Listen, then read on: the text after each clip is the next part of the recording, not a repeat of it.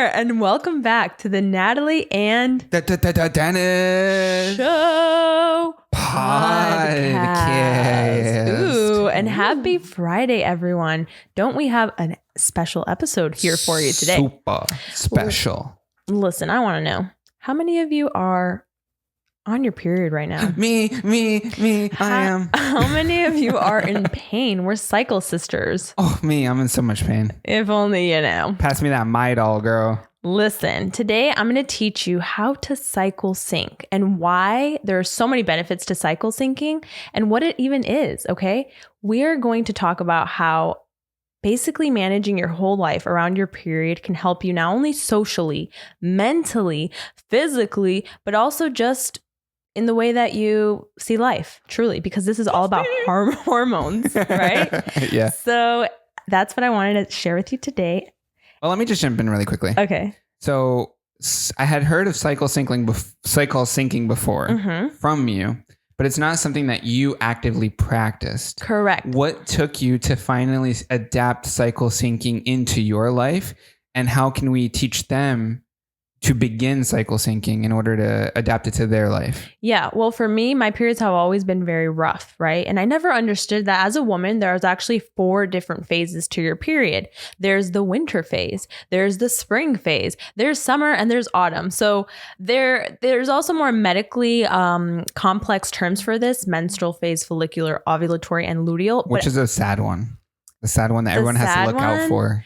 I mean, where PMS can happen is during your autumn. Think of it. Yeah, like things start to shake up a little, you know? So with me, my period has always been really rough. I tend to bleed a lot, and I bleed for a very long time. And so I recognize that something was off with me, not only with my acne, but I'm 29 years old and I still have hormonal acne pretty much. Yeah.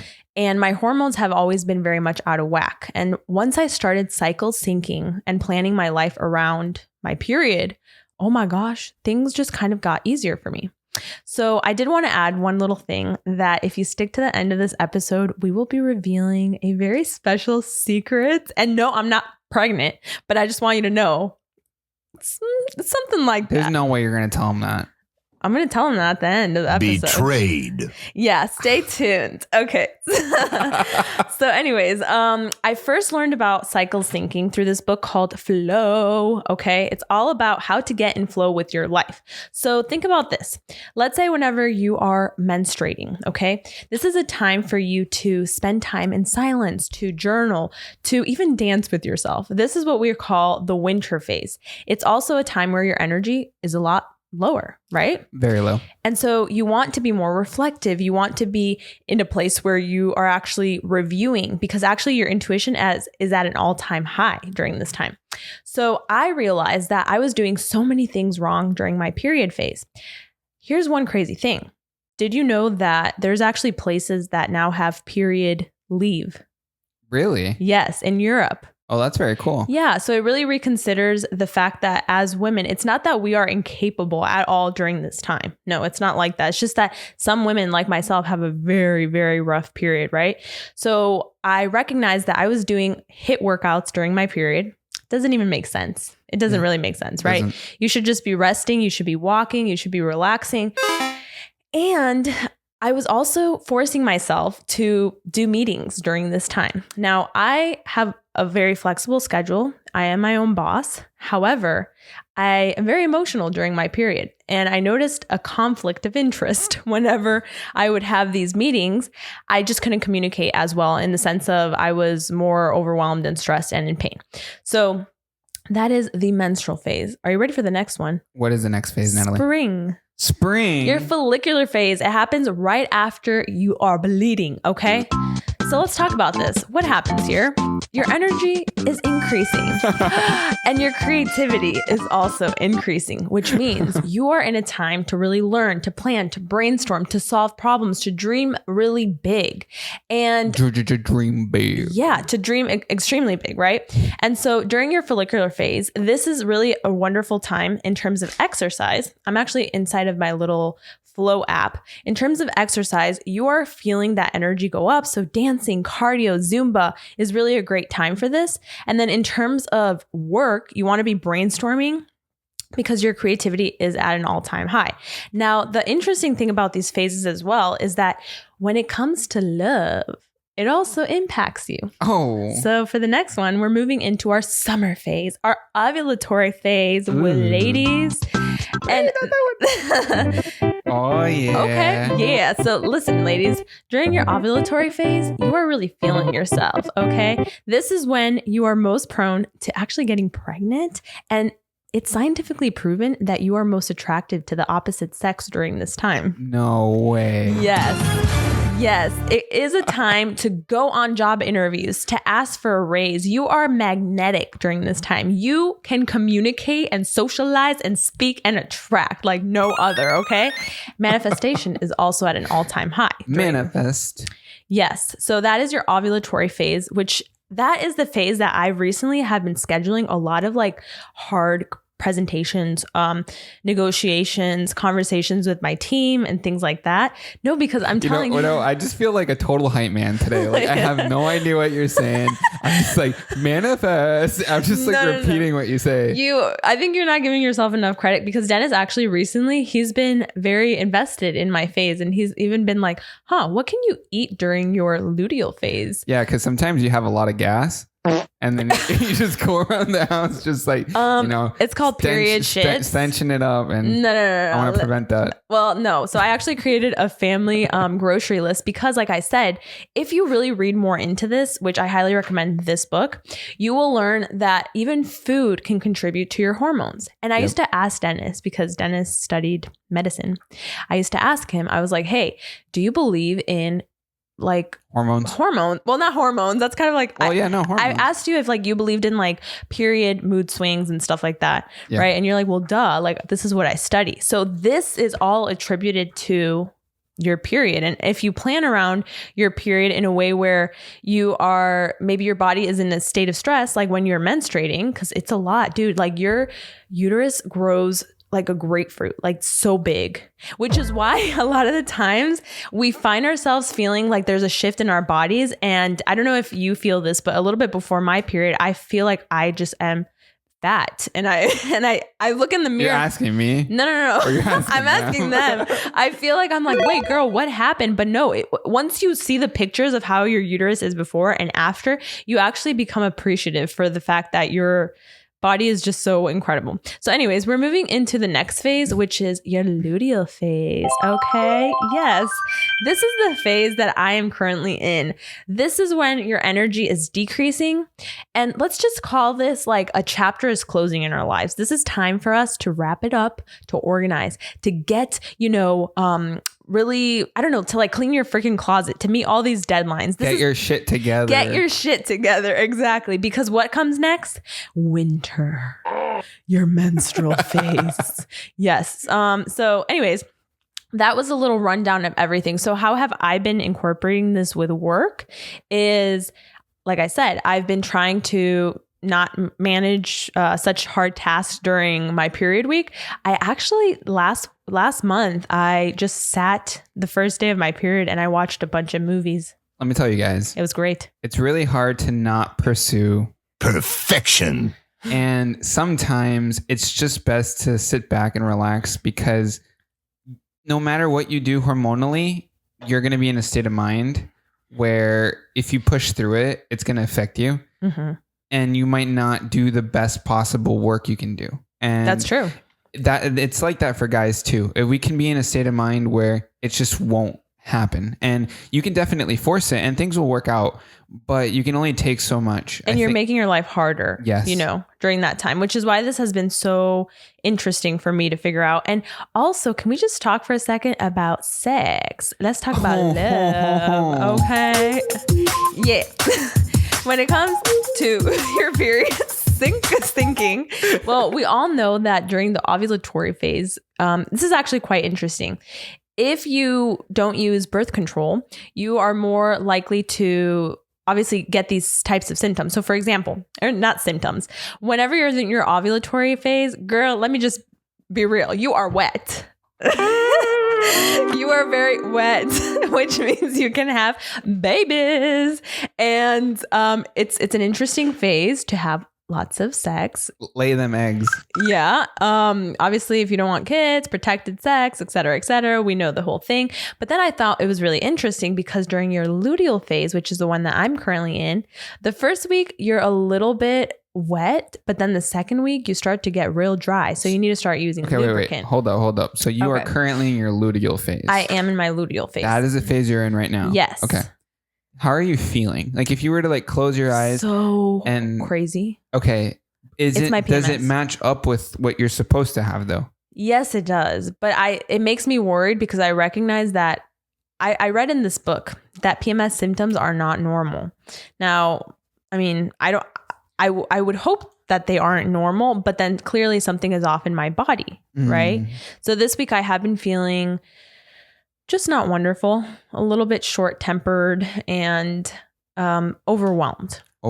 Yes, very overwhelmed. And that matches up with what the book says? Yes, it does. And it also matches up with how in the first half of the week, I might be feeling like hot and ready for sex, right?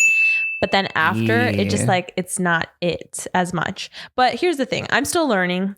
I recommend you to learn. And I recommend you to start planning your life around your period, workout-wise and socially, because it really does impact it. All right. Let me throw this at myself for a second. All right.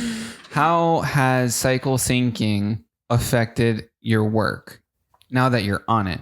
Have you felt like you're in line with where you should be? Like when you're creative, you're being creative? Yes.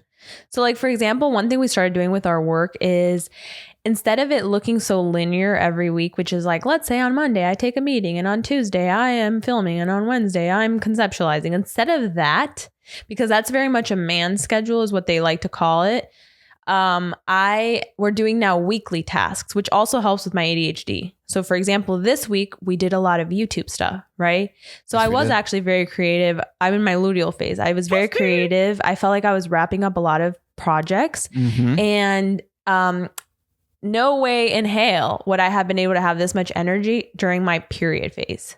Your period phase? Yeah, I would have been miserable filming, like literally miserable. It would have been terrible. I mean, you just want to lay around when you're in your period, right? Is that like the ultimate goal? At least for the first 2 days for me, but girls, day 2 is the worst. Like literally the period shit, just the pain. It's horrible. It's horrible. But I want to thank you for listening to me about this topic. I know it's a little bit confusing. It still confuses me. That's why I have this Flow app that has helped me.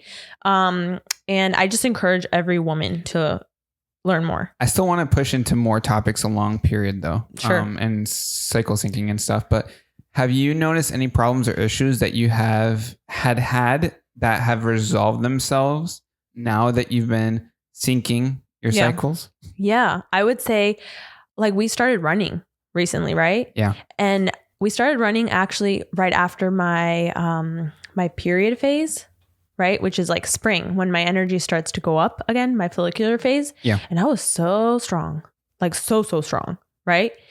I wouldn't have felt that way the phase before my period, autumn. I wouldn't have felt like that. And maybe in my head, I would have been like, oh my God, I suck. Or like, I would have been like, why, Yeah. And I think in this, it's kind of about embracing that how beautiful that our body kind of gives us this energy and then is also like relax, because it's like a tree, right? There is a point where it stops growing. Like it stops. Well, okay, maybe that was a terrible metaphor. That was a terrible metaphor. You know what I mean?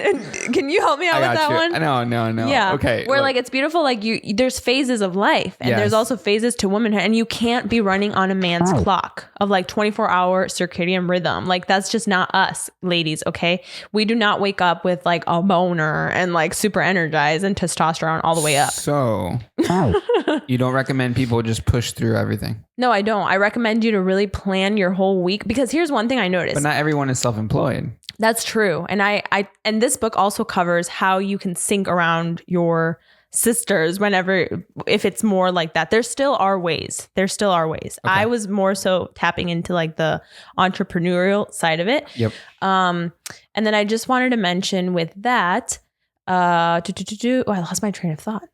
Yeah, it's totally fine. Very much like me. Well, along those same lines, though, I do want to talk about what it is in terms of work again. Okay. Right. So you are self-employed and you can manage to change things around based on your phases. Yeah. What is your opinion on period leave? You mentioned it. Did you mention it at the beginning of the episode? Yeah, you did. I think it was in the other one that didn't get recorded. So pretty much there are some places like Europe who, just like they have paternal leave, right, where the father gets to also take leave. There's also period leave for women that have really rough periods. And it's kind of like, it doesn't mean that you're not working, but imagine this. Instead of me having to commute and like do all of this stuff during this time, all of a sudden my boss is giving me the opportunity for the first 2 to 3 days of my period to stay home and work, which you'll be more efficient because the cramps are insane for some women. Well, specifically myself. I gotta say, any females out there who get period leave, you're really lucky. You're very fortunate. Yeah, no, I think it is in the step forward. And I think we should be looking at jobs more like this. I know Michelle Phan, I had heard that she only works 4 days out of the week and that her team gets a 3-day weekend. Oh, wow. Which I also think is very innovative and great. And that's why I think it's easy for us to get in the trap. Yes. Of what everybody else is doing. But like we as women cannot work in the way that men's schedules work, you know? Understood. So that's what I was trying to get at. That's cool. Yeah. So let's say we had a bigger business and at that point we had actual employees and things are going on smoothly. Would you be inclined to give period leave? Yes, I would. And also paternal leave because like it's not really fair for just the mom to be the one in charge of, you know, a newborn for the first time. Yeah, I think that's really great. And then would you take it if your employer offered it? Would I take? Hell yeah. So, I mean, I have it written here. I feel like that would just make me so happy. And that's why I feel very lucky that I get to be self-employed in that way because my periods are not easy. Not at all. So, once a month. A lot of people were asked if they agree with period leave. Oh, I wonder what they had to say. Most women said that would fall along the lines of a sick leave. They would say it's similar to that and that they would prefer more sick leave days that they can utilize just for that and for other purposes as well. So do you see having a period and being in your difficult phase, your PMSing moment, to feel somewhat like a sick phase? That I wouldn't consider it being sick. No, it's not like you're incapable. It's totally different. Yeah. It's just that your body is doing its thing and it's a lot harder for me personally. You know, hormones are very hard to control. Oh yeah, they are. You know, there's this whole thing, you know, in politics currently about just hormonal changes and, you know, people just changing up their hormones, doing testosterone for gyms and all sorts of stuff, right? In terms of women, you know, you mentioned progesterone, you mentioned estrogen and all those things that can affect periods. But for dudes right now, currently a topic that's being discussed online a lot is toxic masculinity. Oh, what do you mean about that? And so I researched toxic masculinity and it points to a particular version of masculinity that is unhealthy for men and boys to conform to because it is very harmful for those around them. So if I were to say simply toxic masculinity, what would you assume it means? And then I'll just tell you what it is and then we can talk about it. When I think of toxic masculinity, I think about all of my Hispanic uncle who sit around after, I don't know, whatever, maybe playing with the kids for a second. And the moms have been like dealing with everything in the kitchen and then they're expected to be served food just because they're a man. That reminds me of, I think it was My Big Fat Greek Wedding. That all the women were in the kitchen and all the guys were like sitting around. But here's the thing. We were talking about this, how in my own damn house, we have his parents who come over, right? And so his mom tends to just be in the kitchen, like washing. I don't know. Like when she brings food, she tends to like wash. And you and your dad sit and watch television. And I, because of my upbringing, I feel forced to like be in there with her. When I'm like, I'm in my house. I do want to say though that she's really good at what she does. And so whenever they need help in terms of anything like, I don't know, technological, like I'm there, we kind of go into our roles. And I had never realized that what you're saying is, you know, true. But it's like a thing where we kind of arrive and I arrive on Sundays for soccer and like she's preparing breakfast for me. And I don't think about it in like a oh, it's because she's a woman. I don't think of a woman thing. I think of mom. Think of that, I think of mom, you know, like that's what my mom does. Right. But unfortunately, it's up to her if she likes it. It is the role that she was given because she is a woman. Yes. You know, and even if you think about when we went to Colombia to the farm and your mom was like in the kitchen also cooking, but then I think your uncle was literally just chilling. Okay, but Listen. Okay, listen. Right. Listen. My dad, in my parents' household, I would say takes more of the womanly role. My mom takes more of the masculine role. Yes, because your mom works. Yes, my mom works and my dad stay at home because he's under disability. But I wanted to actually go into toxic masculinity, and we can talk about how culturally it's unacceptable and how people want to change it. Okay. So the phrase emphasizes the worst aspects of stereotypical masculine attributes. And it's represented by violence, dominance, emotional illiteracy, sexual entitlement, and hostility towards femininity. Ew. Right? This version of masculinity is seen as toxic for two reasons. First, it is bad for women. And then it shapes sexist and patriarchal behaviors, including abusive or violent treatment of women.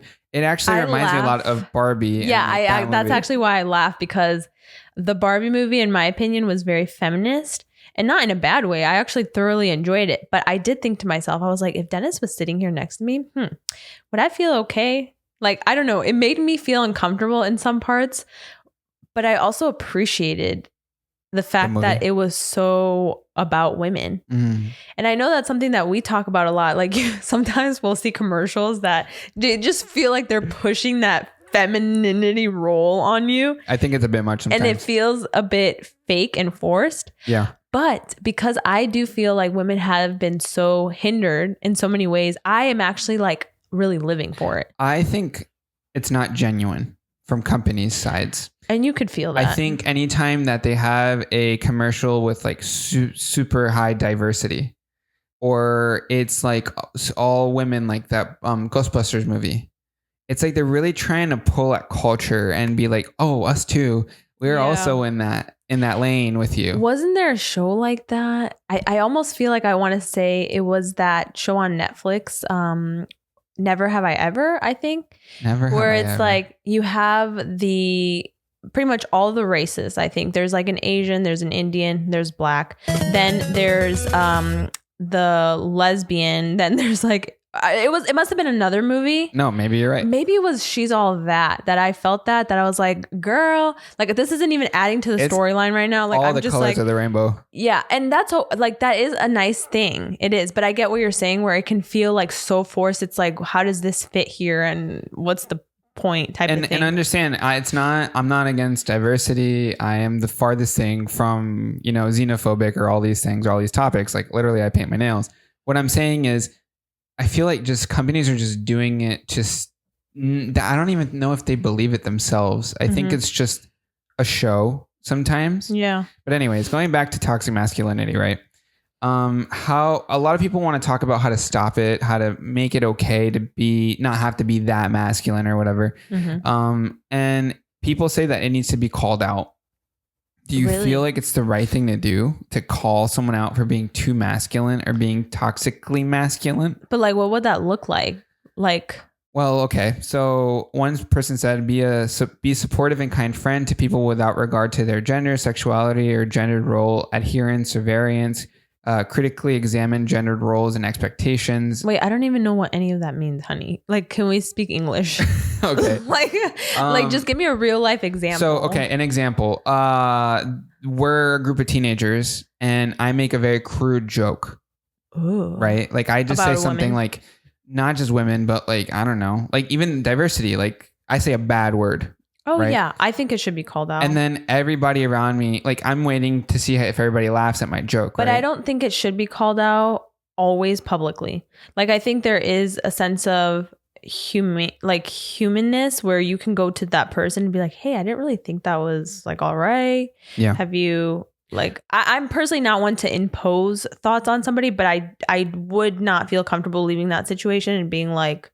However, I remember I told you that I did do that once where my friend said something racist and I was so shocked I didn't know what to say. Yeah, I remember that. I was like, how?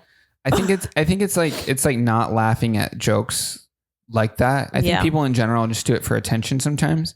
And so if they crack a joke and it's like, it's kind of off-putting, you just don't laugh at it. You just kind of ignore it, I think. Oh, and yeah. then That's the best. They'll get that, oh, you know, that wasn't as funny as I thought it would have been. And then maybe they just drop it completely. Yeah. You know? But I think we are all kind of coming in terms with our inner hormonal balancing section of our bodies, you know, like you were started the episode with the whole cycle syncing. Mm-hmm. And then as dudes, we're not all testosteroned up and macho and like super aggressive all the time. Like we are sensitive as well. Right. Which is why it's nice also when they teach kids at school, especially boys, to show their emotions. I honestly can't imagine what it must have been like for me as, I don't know, just a girl growing up to be told, yeah, don't cry.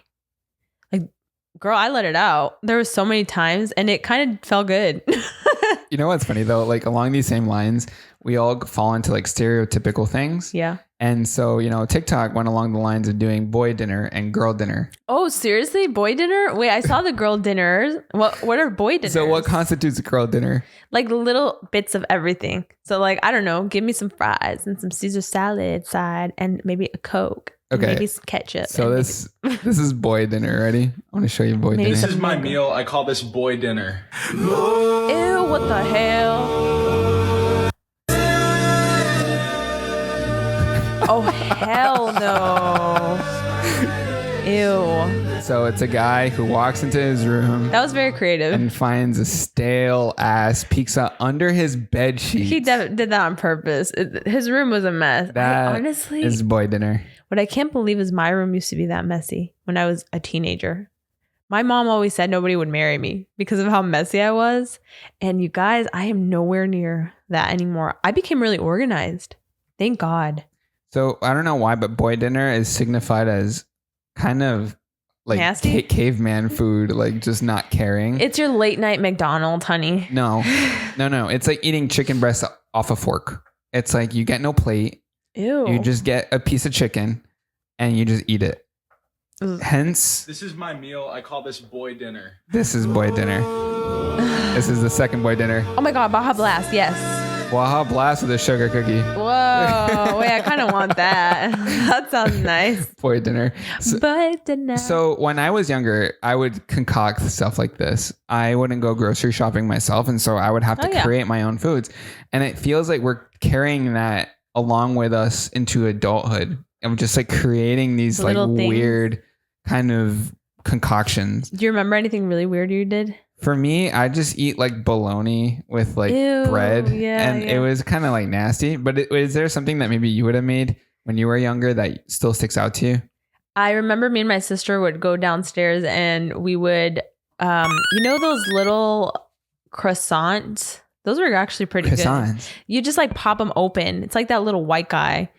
You just pop that open and then you make the Pillsbury Doughboy. Yeah, those. Yeah. But that doesn't seem that terrible, right?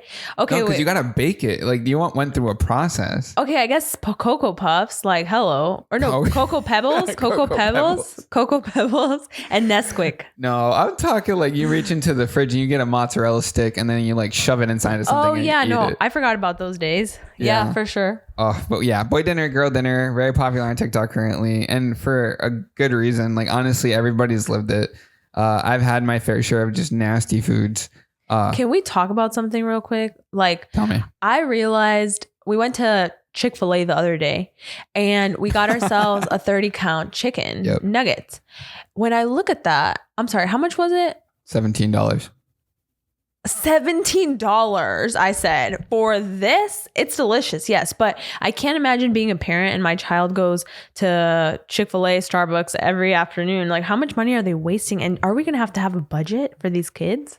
This is wild. I want to know from Natalie? the parents. Natalie, Yeah. I want you to listen to this, right? I have a did you know Dennis fun fact of the week. Why are you blowing your nose, Crazy, girl? leave me alone. Don't put the camera on. So let me tell you, right? In some cultures, I'm still going along those lines of menstruation and period stuff. For the first time when a girl menstruates, their mom slaps them across the face, right? It's a cultural tradition thought by some to signify the difficulties of life as a Oh woman. my God. Can you believe that? Being on your period for the first time, you get smacked. What do you got to say about it? You're just going to stand there and just like... No, I sometimes those are the things I don't like about womanhood. We are the minority.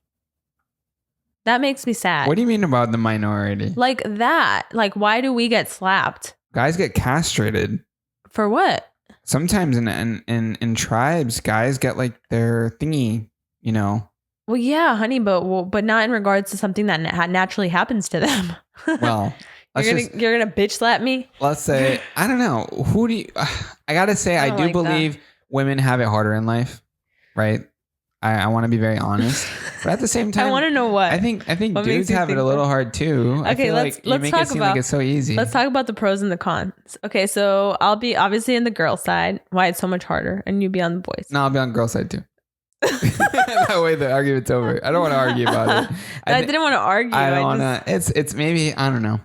Let us know down below. I in the already comments. agreed with you anyways. There's really no arguing it. No arguing. Just let us know down below in the comments if it's a boys' world or a girls' world and who has it harder. Did you know that periods can actually affect your singing? What? Oh Yes. my God.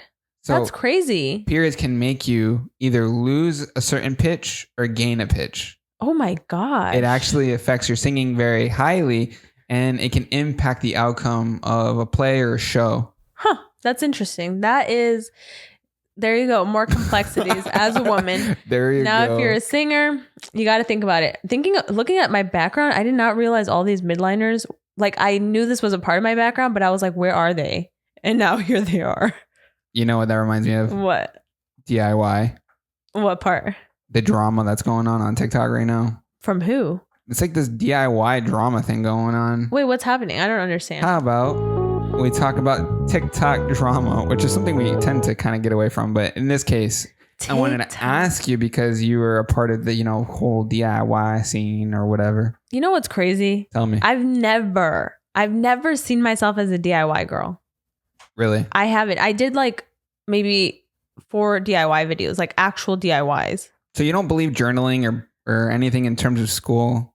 When I think of DIY, I think of like the OGs. I don't think about myself. So I Like think it's cutting interesting. shirts? Yeah. That's what I think of when I think DIY. Yeah. I don't think of myself like that. So it is interesting when people put me in that category. I just think that for me, maybe there hasn't been a category of like journally, artsy, like I don't know. So let me say this. I was going to link to a TikTok video that I was going to show, but I don't want to show it. I'm just going to basically explain what it is. That was actually kind of high. I'm sorry about that. Anyways, there's this girl who does DIYs. There's a fan that she has who is also a big creator. Okay. And this big creator copied the DIYs and did them, right? So they were Oh, okay. inspired. Would you be okay with that?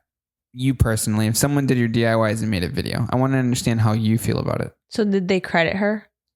I do not know.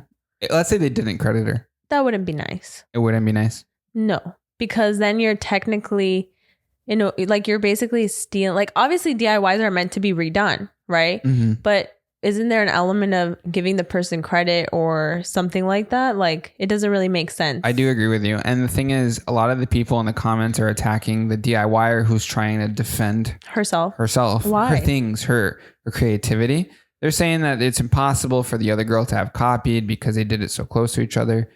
And no one really owns an idea. Like That's true. If you go and do a DIY, chances are likely that somebody else already did it. Yeah, that is true. But what I do believe though is if another creator does it and it's a big creator, Mm-hmm. I think that person isn't your typical DIY viewer anymore, right? I think that at that point they're kind of gaining from creating the DIY. So basically what we're saying is let's say that there's a smaller creator whose DIYs are really amazing and then I'm consecutively taking their ideas and doing them on my page. Yes. Well, as a creator, it is very hard to come up with ideas. So I wouldn't think that's flattery if you're not crediting me or being like, hey, so-and-so inspired me or even tagging me or anything like that. I would see that as like, girl, you just like stealing my ideas. I would personally see it like that. It's true. Am I like the girl that everybody hates? I don't know. It's true. It doesn't cost you a lot to just tag someone. I think it also depends on how you go about telling someone, right? I wouldn't personally make a video all about that. Oh, so she did that. she So did what? that. She was like, it was mean. She was upset. She was very upset. Okay. I didn't watch the original video, but I do know that she went after the other creator, and the other creator's larger. Did they just talk about it behind the scenes? Couldn't they have just done that? I guess not in that case. They wanted to bring it to the front. Yeah, I do think when you make it public like that, it's a little weird as well. Yeah, I think it just made things awkward. And they probably should have resolved it on their own. This reminds me, we've been to a few influencer parties, if you will. No, it's because Go ahead. Who was I'm not going to say the person's name, but basically everyone that you've ever seen get canceled, quote unquote, was at this party.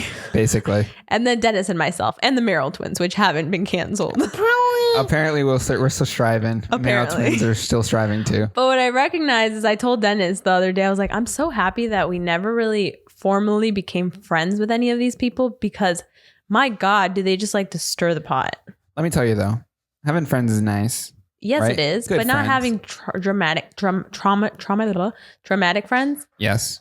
Like we were talking about this DIYer. Oh, should we just say it? No. Okay. We were talking about this DIYer who apparently I don't want to talk about this anymore. Well, I don't even know what you're talking about. I can't. What are you even her. referencing? You know the girl that started a fight with me supposedly? Oh no! Don't bring that up. Who cares? Well, I was just gonna mention how she's like back, and I think she's been back. I think it's just when things happen, they like kind of pop off, and like she gets a little bit more views than she normally does, and it's always usually for like bad reasons. That's why I wanted to mention it, because it reminds me of what you were talking about with this girl. It's like, why start that if you could just have handled it behind the scenes? Anyways, going back to friends, you know what's the best time to make friends? When? The first day of school. I don't know about that. 9th grade year, I didn't make any friends. It was my first day of school, and I moved, and I sat alone for lunch. Let me tell you this. It's funny that you actually just mentioned lunch, Okay. because I have a funny video that we have to watch. Okay. Okay, so About this is a TikTok, school. this is the first day of school. This happened on our first day back at school. So they're at lunch, and they flip the table. What the hell? Wait, how? And they just fall back. I think that's so hilarious. Whatever. The point is, How what did that what I happen? want to react to is, what is your most memorable moment from the first day of school? First day of school. Which year? Any year. For me, okay, I remember it. Okay. Go ahead. So you remember the moment that I'm about to say something? Go. For me, it's going to the wrong school. I got taken to the wrong school. I started in like homeroom. It's terrible. I walk around school aimlessly. I have no classes. I don't know what the hell is going on. Apparently, my parents took me to the wrong school, and that's my most memorable first day. That's a traumatic It was terrible. moment. Absolutely terrible. My very first memory was actually my first day of first grade. I did not know an inch of English. And so An inch of English. I didn't know anything. And so the teacher, everybody around me also only spoke English. So the teacher put me into this little reading corner. It was like a little house. And inside the house was my first friend ever, Paula. And Paula actually spoke Spanish. So we both got to speak Spanish. And then everybody was so shocked, I guess, because we were the only 2 people in the whole school that were Hispanic. So all these kids had never heard this language. And so everybody was just surrounding us around the little house. And it was such a special moment because she's my first friend ever.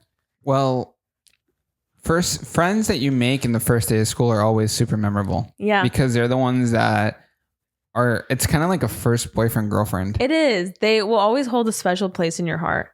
And for me, I remember my first friend, and he was also very, very kind. Mm-hmm. You always find that one kind friend that will like make you tell you that it's all okay and that you're fine. Mm-hmm. I think I was very insecure going into school first day and very scared. I don't know how you felt. I actually had really bad vomiting when I went to school. Wow. I was very nervous. You tend to vomit when you're nervous, huh? I get, explosive vomiting when I get really nervous. That must be terrible, actually. I don't know why. I feel like the world's falling apart, and then I just decide to go on like, I don't know. I got this bodily function that just kind of happens. That's terrible. Anyways, We have some snaps today. So Ina isn't joining us because she's been a little bit busy. But we're going to go into a snap section. We're going to talk about a little bit of celebrity news. Oh. So the girl from Stranger Things, Millie Bobby Brown. Okay. She's engaged. What the hell? How old is she now? At 19 years old. Oh, don't we all love that young love? I'm going to look at who this person is. It's Bon Jovi's son. I'm not into music that much. I just know that Bon Jovi is a dude and he has a son. And they're engaged. Together? That's all I know. Are they cute together? I don't know. So I prepared the snaps for today and she's not here. She's busy. Oh, wait, let me see. We actually fought the urge to watch Stranger Things. Natalie's always anti-mainstream TV. Wow, she's really grown. Yeah. Yeah, they look really freaking cute together. Oh, wow. Cool. They look really cute together. Wow, they do. Well, we're very happy for her. That's nice. Can't wait for Stranger Things season 5 or whatever. In 2050. In 2030. Wait, I did hear that it got prolonged. Oh my God, they're really cute together. What the hell? And that's it for snaps of the week because I'm not about to go into other things that I don't understand. Overall though, Natalie, I wanted to say thank you for informing us about your menstrual cycle. Well, we're not done here because there is a secret that we want to reveal for today's episode. Okay, it's not that secret. So, you guys, guess what? Oh my God. Okay.